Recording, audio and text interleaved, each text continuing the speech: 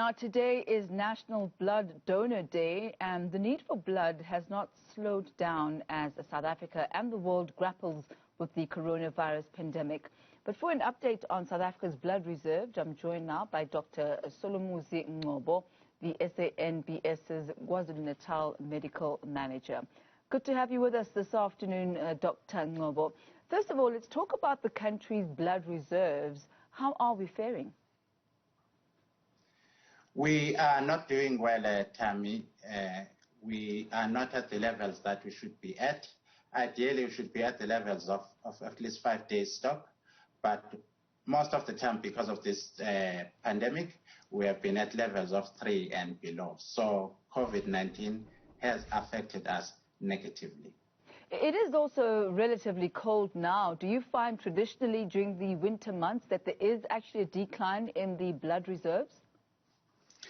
Generally, even without COVID, there is some decline during winter times because people would, for example, have flus and they would be defed because you cannot donate, for instance, when you have flu. But again, this COVID-19 has made life even more difficult for us. Talk to us, Dr. Ngcobo, about the importance of actually having adequate blood reserves. In what instances is the blood used and needed?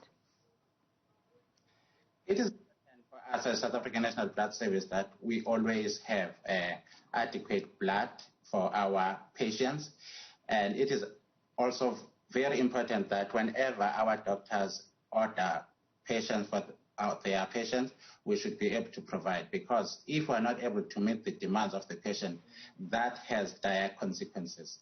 The problem with blood, if you need it and you don't get it, the chances are you may not need it again.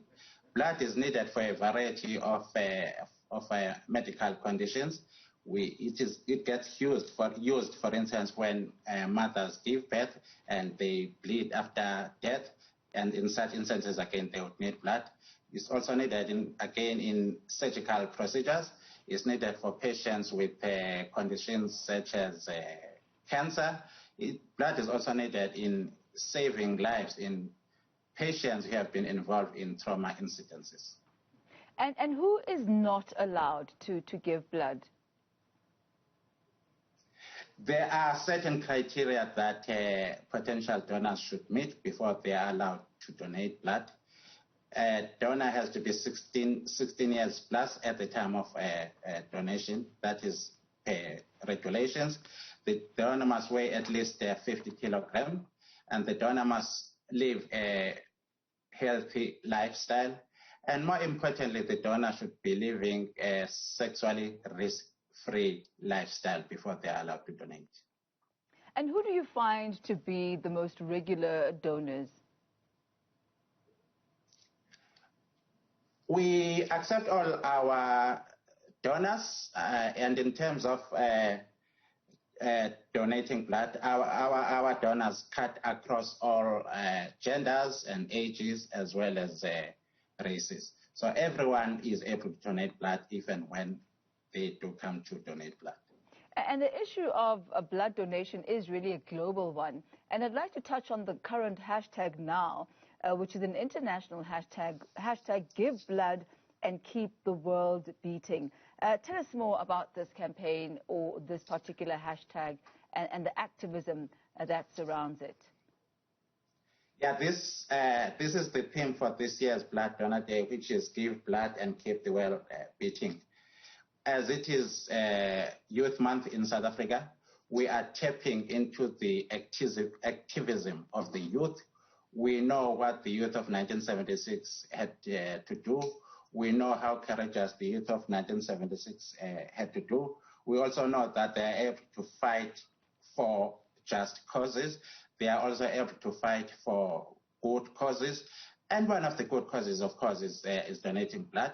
So in this Youth Month, we are encouraging the youth to donate blood and also to encourage their fellow colleagues, friends, families, mothers, fathers to come forward and donate blood so as to save their fellow South Africans.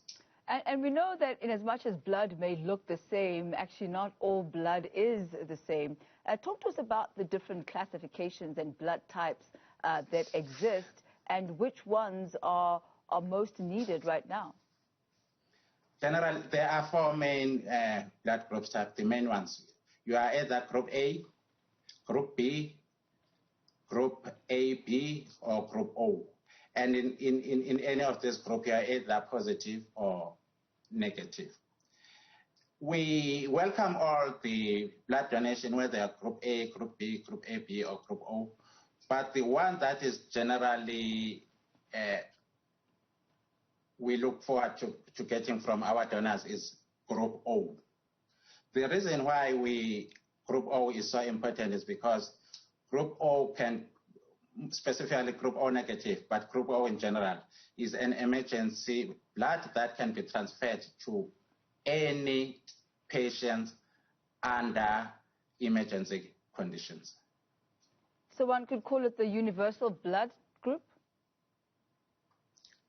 I wouldn't call it the universal blood group. I would call it the universal donor group, because this blood group O is able to be transfused to any of the groups that I have mentioned.